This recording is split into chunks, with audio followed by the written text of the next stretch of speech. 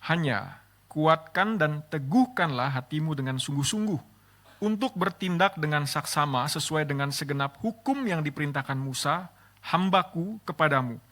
Jangan menyimpang ke kanan atau ke kiri, supaya engkau jaya dalam setiap langkahmu.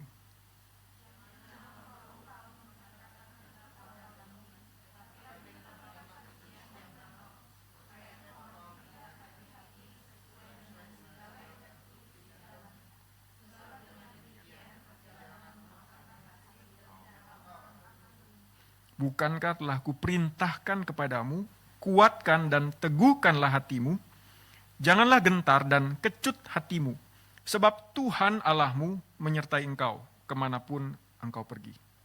Demikian firman. Sampai ayat 9 aja Bapak Ibu. Bagus tapi ya, berarti semangat baca firman Tuhan. Bapak Saudara pernah masuk ke dalam hutan? Ada yang pernah punya pengalaman itu? Belum pernah ya? Malam masuk hutan, Steffi mungkin udah pernah? Pernah? Belum pernah juga ya? Ini hutan di tengah malam Bapak Ibu Saudara. Saya ingat waktu saya SMA, saya pernah masuk ke dalam hutan malam-malam. Waktu itu, ini lumayan ada cahaya Bapak Ibu Saudara.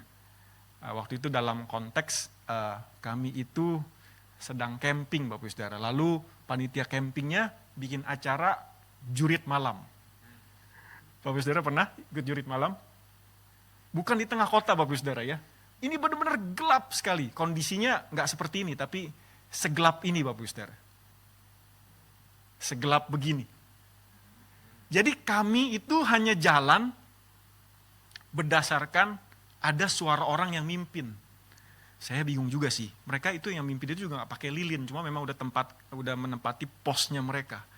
Tapi mereka bisa kelihatan kalau di kanan kiri kami atau jalan yang mana yang harus kami tempuh, mereka tuh bisa kasih petunjuk.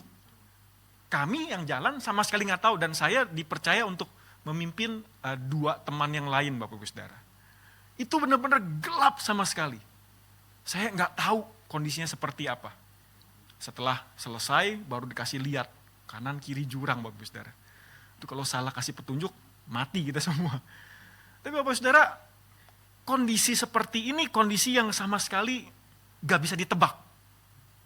Gak ada petunjuk, gak ada lampu, hanya berdasarkan suara Bapak Ibu Saudara. Itu jadi pengalaman yang menarik. Saya gak kepikir apa-apa sampai waktu mempersiapkan bagian ini ternyata banyak nilai rohani di dalamnya ya. Kalau kita pikir-pikir Bapak Ibu Saudara. Nah bagian firman Tuhan yang kita baca, Bapak Ibu Saudara, firman Tuhan dimulai dengan penunjukan Yosua sebagai pengganti Musa. Nah, Bapak Ibu Saudara sekarang coba pikirkan ya, seandainya Bapak Ibu Saudara adalah Musa. Bagian firman Tuhan yang kita mulai, itu firman Tuhan katakan, hambaku Musa telah meninggal. Sebab itu bersiaplah sekarang seberangi sungai Yordan, engkau dan seluruh bangsa ini, menuju negeri yang akan kuberikan kepada mereka, kepada orang Israel. Bapak Saudara, bertahun-tahun Yosua sudah ikut Musa. Tapi Yosua bukan Musa. Kalau Bapak Saudara, bagian firman Tuhan yang kita tidak baca, ulangan ayat-ayat yang terakhir, 3 ayat yang terakhir saja. Di situ dicatat dengan ringkas prestasinya Musa. Dibandingkan dengan Yosua, Musa itu jauh lebih luar biasa. Sudah pasti tahu siapa Musa. Musa yang di tangan Tuhan dia membelah air laut. Selama 40 tahun menyediakan makanan melalui Musa bagi 2 juta orang di padang gurun. Musa yang dengan tongkatnya mengetuk gunung batu lalu mengeluarkan air. Setelah itu gambaran Musa yang saya percaya membuat kecil siapa Yosua kalau dibandingkan dengan Musa. Dan kalau Bapak Saudara pikirkan bagian firman Tuhan ini, Yosua sekarang sedang menghadapi satu tanah, satu daerah yang anta beranta yang sama sekali dia nggak pernah lalui. Dia belum pernah masuki. Dia sebelumnya 40 tahun yang lalu baru keluar dari tempat perbudakan dan kemudian tinggal di padang gurun. Tanah perjanjian yang seperti apa, dia nggak tahu kondisinya seperti apa. Orang-orang yang dia akan dihadapi seperti apa, dia juga nggak tahu seperti apa. Bapak Saudara, yang ada di hadapan Yosua itu tidak mudah sekali. Kalau kita cuma baca bagian firman Tuhan sebagai bagian yang kayaknya ringan, Bapak Saudara, kita tidak mendapatkan bobot berat apa yang dirasakan atau apa yang ada di pundaknya Yosua, Bapak Saudara. Yang di depan mata dia dibandingkan pasti sama Musa menjadi seorang pemimpin. Lalu juga tadi sudah disebutkan dia akan masuk ke dalam tanah yang antah berantah. Dia nggak tahu kondisinya seperti apa, orang-orang seperti apa. Dan jangan lupa Bapak Saudara, 40 tahun melihat bagaimana Musa memimpin orang Israel, dia tahu karakteristik orang Israel itu seperti apa. Orang-orang yang keras kepala, yang gak bisa diatur, yang terus memberontak, yang menggerutu terus kepada Musa. Dia harus memimpin 2 juta orang yang seperti ini Bapak-Ibu Saudara. Tapi yang paling penting, saya percaya kita semua setuju bahwa Yosua sedang dipercayakan satu misi ilahi, satu misi kudus untuk masuk menggenapi rencana Tuhan yang sejak zaman Bapa leluhur mereka Abraham sudah berulang-ulang disebutkan di dalam Kejadian, Keluaran, dan Ulangan, Bapak Saudara. Ini tanggung jawab yang sangat besar sekali. Saudara, tidak heran kalau kemudian Tuhan tahu apa yang dirasakan oleh Yosua. Di dalam ayat yang ke-9, ada 2 kata yang menarik di situ. Dikatakan oleh Tuhan, janganlah gentar dan kecut hatimu. Saya coba cek bahasa aslinya Bapak Saudara. Jangan gentar itu sebenarnya ngomongin tentang takut. Tapi ini bukan takut sekedar afraid bahasa Inggris. Bahasa yang sangat kuat digunakan dalam bahasa Inggris itu untuk takut yang takut, benar-benar takut sekali. Itu dread. Benar-benar takut. Takut yang pol gitu, yang maksimal. Takut. Dan juga di sini dikatakan kecut hati. Itu seperti apa ya kecut hati ya? Kalau kecut kita tahu, tapi kecut hati seperti apa? Yang kita sering dengar tawar hati gitu ya. Seperti tidak ada harapan lagi. Dismay, saya lupa itu. Tadi saya baca lagi. Itu seperti kayak orang sudah putus harapan. Udah apa ya, kalau orang Cina bilang bohwat begitu. Udah nggak tahu mesti ngapain lagi. Ini yang digunakan di dalam ayat yang ke-9 Bapak-Ibu Saudara. Kalau saya pikir, kalau saya jadi Yosua, dengan pengalaman yang sangat terbatas dan bukan pelaku mujizat, walaupun Tuhan sudah berjanji, apakah mungkin saya orangnya? Takut Bapak-Ibu Saudara. Ini bukan sekedar rencana Tuhan yang serampangan, tapi sudah berjalan sekian ratus tahun. Dan sekarang saya yang disuruh menggenapinya. Wow, tanggung jawab yang sangat besar sekali. Tapi Bapak Saudara, saya pikir-pikir ya, kita masuk ke tahun 2026 sama seperti kita masuk ke tanah yang kita belum pernah masuki, bukan? Kita nggak tahu apa yang akan terjadi. Walaupun mungkin kita berkata, ya seperti tahun-tahun lalu. Tapi waktu masuk tahun 2025, kita juga nggak tahu apa yang akan terjadi kan. Bapak Saudara, masuk 2026 banyak orang yang mengatakan akan lebih susah.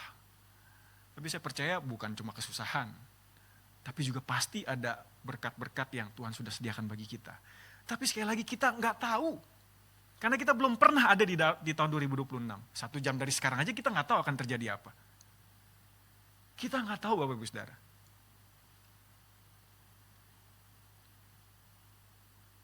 Keluarga kita bagaimana? Kita sedang mengalami pergumulan apa? Kalau tadi di doa kita melihat beberapa hal. Bapak Ibu Saudara, kita nggak tahu bencana alam apa yang akan terjadi lagi. Kita nggak tahu kondisi dunia akan seperti apa. Akankah lebih baik? Dolar makin terus naik. Sekarang sudah 17.000 lebih. Entah bagaimana caranya pemerintah masih tahanin BBM masih di angka segitu. Saya nggak tahu gimana tuh caranya Bapak Saudara.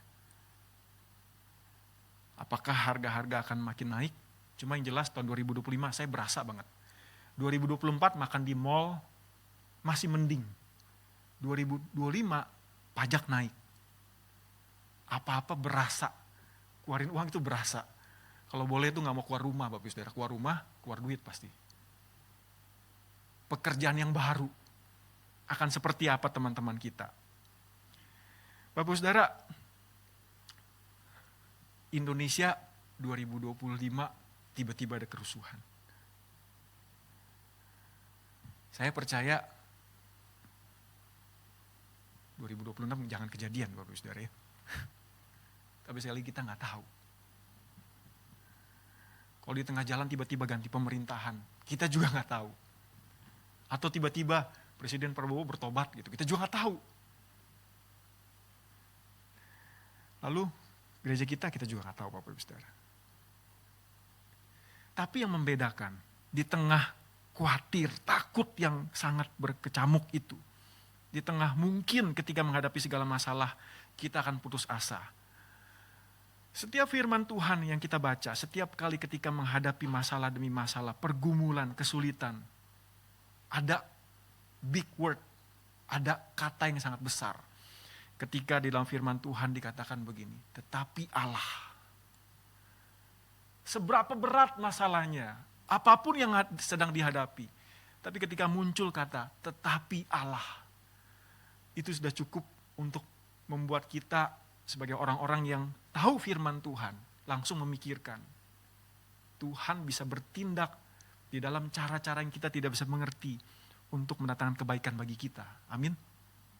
Bapak Saudara, bagian firman Tuhan yang kita baca, setelah Tuhan menjelaskan kepada Yosua bagian mana saja atau bagaimana Yosua akan merebut tanah Kanaan, tanah perjanjian.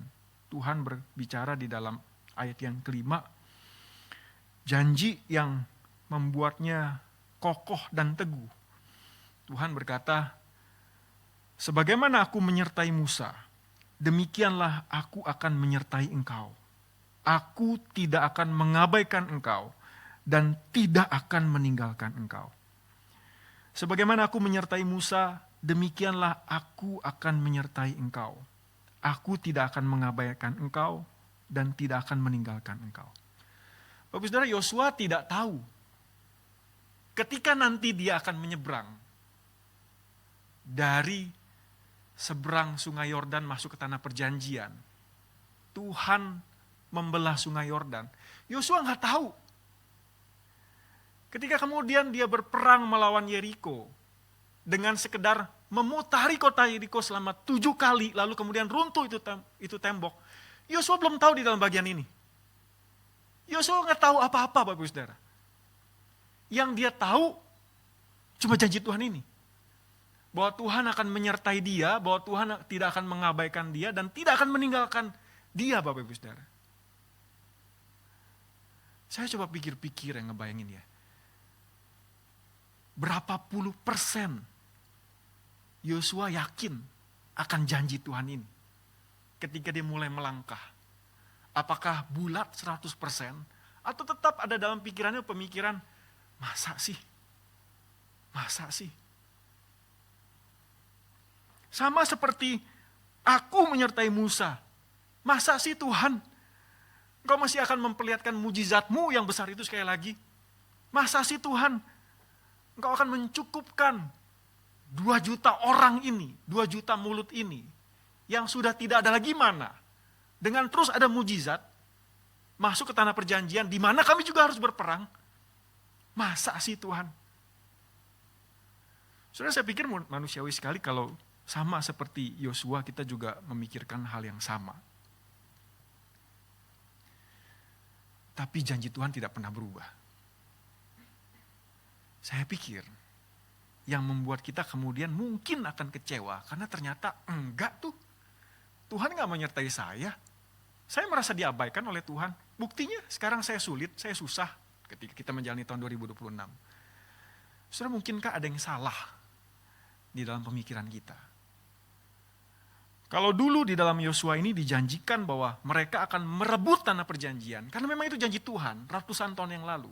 Apakah maksudnya masih sama bagi kita?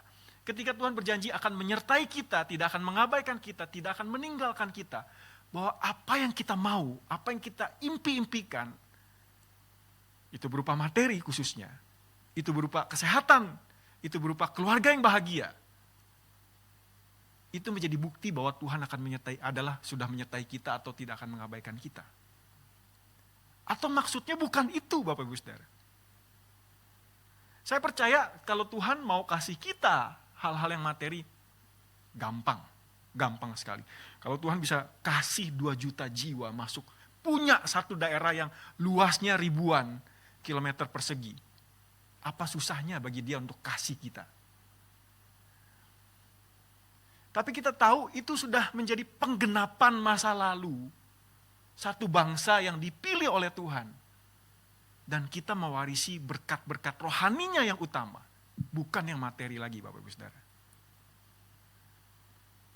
Nanti kita akan lebih jauh ngomong ini ya. Bapak Ibu Saudara,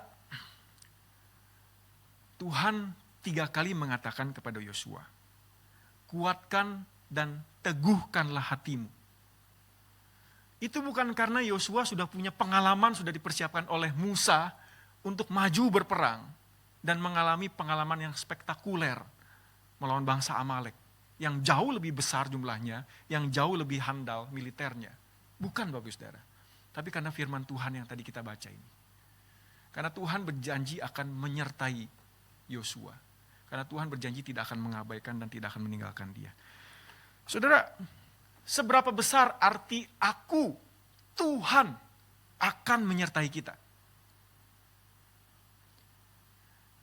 Seberapa besar itu artinya bagi kita, Bapak Ibu Saudara?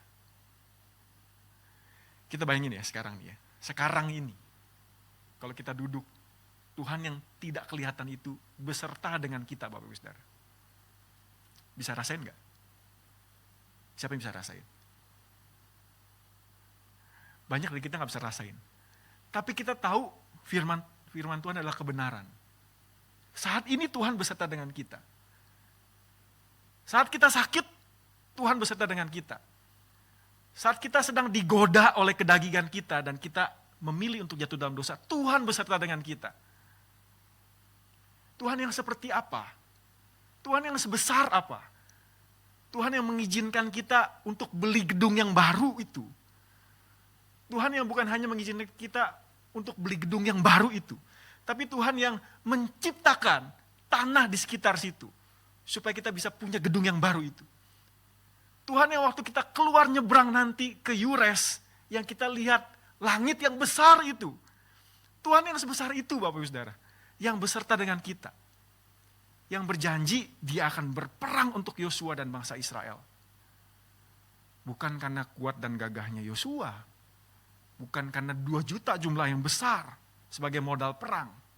Pasukan infanteri, bukan. Tapi karena Tuhan sendiri yang beserta dengan Yosua dan bangsa Israel. Tuhan yang seperti itu yang mengatakan kepada Yosua, kuatkan dan teguhkan hatimu. Karena aku, Tuhan, yang menyertai engkau. Bapak Saudara, ayat 7, ayat 8, ayat 9, di situ ulang-ulang Tuhan bilang dan akan memastikan bahwa Yosua yang akan memimpin bangsa Israel itu akan mengalami kejayaan. Akan mengalami keberhasilan. Itu kata yang diulang. Mengalami kejayaan, mengalami keberhasilan, dan mengalami kejayaan lagi. Bapak Saudara, bersama dengan Tuhan, mereka akan mengalami victory. Bukannya tragedi. Kemenangan, bukan tragedi, bukan kecelakaan. Saya percaya kita juga akan mengalami hal yang sama, Bapak Ibu Saudara. Tapi, bagian firman Tuhan yang kita baca ini bukan tanpa syarat. Tuhan akan mengerjakan bagiannya, tapi kita punya bagiannya, Bapak Ibu Saudara. Di dalam ayat 7, ayat 8 dikatakan begini. Engkau harus bertindak dengan saksama, sesuai dengan segenap hukum yang diperintahkan Musa. Jangan menyimpang ke kanan atau ke kiri. Janganlah engkau lupa menuturkan kitab Taurat ini, tetapi renungkanlah itu siang dan malam. Supaya engkau bertindak dengan saksama sesuai dengan segala yang tertulis di dalamnya. Bapak Saudara, kata dengan saksama itu artinya, Bapak Saudara tahu deh ya, dengan teliti, dengan tanpa salah, dengan tekun. belajar, mengingat, menghafal, melakukan. Lalu ketika dikatakan kuatkan dan teguhkan, hubungannya sangat kuat dengan bagian ini Bapak Saudara.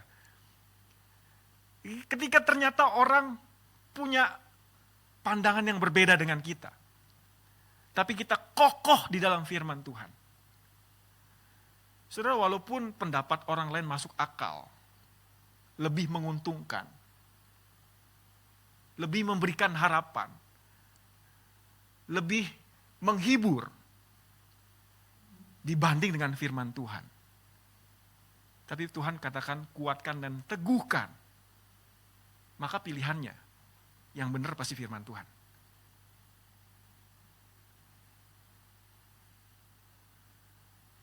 Saudara, pada saat itu terjadi, kita baru akan mengalami yang namanya jaya dan berhasil itu. Bukan karena kita makin kaya, bukan karena pelayanan kita makin besar dan orang makin kenal kita, bukan karena pengaruh kita makin luas, bukan. Tetapi juga bukan karena kita kelihatan gagal, makin miskin, sakit-sakitan, bukan. Tapi karena kita kuat dan teguh di dalam kebenaran firman yang kita pegang kokoh dan tidak bergeser. Maka sukses itu adalah sukses di mata Tuhan. Saudara, itu pilihan yang gak gampang loh. Pilihan yang berat. Tapi firman Tuhan tidak berubah. Beranikah kita? Makanya Tuhan bilang, kuatkan dan teguhkan. Saudara, untuk bisa kuat dan teguh ini, karena kita juga nggak tahu apa yang akan ada di hadapan kita, maka kita perlu dua hal. Kalau Yosua nggak pegang firman Tuhan ini, dia pasti akan goncang ketika dia harus menggantikan Musa dan ketika dia harus menjalani misi suci ini. Maka dia perlu iman bahwa firman Tuhan itu benar. Dan yang kedua, yang tadi sudah saya uraikan, dia perlu ketaatan. Saudara, bagian manapun firman Tuhan yang kita baca, seindah apapun kita katakan, kalau kita tidak percaya pada firman itu dan kalau kita tidak lakukan, maka bukannya victory, tapi tragedi. Mungkin di mata dunia kita victory, tapi tragedi di mata Tuhan. Saudara, firman Tuhan yang menjadi penutup renungan kita pada malam hari ini, Filipi 4 ayat 13, yang tadi kita sudah lihat sama-sama di dalam pokok doa. Bapak Saudara, kita dapat melakukan segala perkara melalui Kristus yang memberikan kekuatan kepada kita. Kalau kita kuat dan teguh di dalam firman Tuhan, di dalam relasi kita bersama dengan Tuhan. Memasuki tahun 2026, saya pikir modal kita yang kita tidak bisa gadaikan dan harus kita pegang teguh untuk menjalani tahun-tahun kita adalah kuat dan teguh di dalam Tuhan. Mari kita berdoa.